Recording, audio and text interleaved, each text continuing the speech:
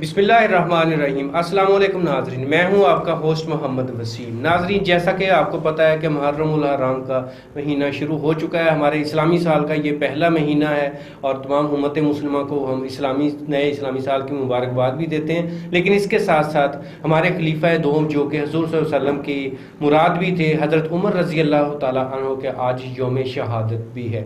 इस सिलसिले में हमने आज दावत दी है हमारे बहुत ही नामवर स्कॉलर जनाब मोहतरम चौधरी अब्दुल गफूर गफारी साहब, जो कि रिटायर्ड प्रोफेसर हैं, जिनका एक नाम है हमारे तालीम के हवाले से और उनकी बड़ी रिसर्च है। हम उनसे बात करना चाहेंगे, उनसे पूछेंगे कि वो उनके बारे में क्या कहते हैं। अस्सलाम वालेकुम सर। वालेकुम सलाम। प्रोफेसर साहब, सबसे पहले तो मैं आपको नए साल की, इस्लामी साल की मुबारकबाद देता हूँ। अल्लाह ताला की ज़ात हम सब मुसलमानों के लिए जो ये एक अच्छा साबित हो हमारा ये नया साल।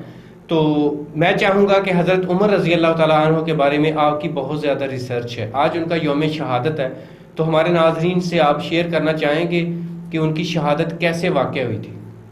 बिस्मिल्लाहिर्रहमानिर्रहीम। हज़रत उमर की शहादत एक साजिश के तहत वाक़ई हुई थी, जिसमें एक ईरानी शहज़ादा और एक आम ईरानी शामिल था। वो ज़रतश थे और मदीना में रह रहे थे। तो उन्होंने अबू लुलू को आवारा, वो भी ईरानी था मगर ज़रतश था, तो अबू लुलू ने नमाज़ असर के वक्त हज़रत उमर पर हमला किया और शहीद कर दिया।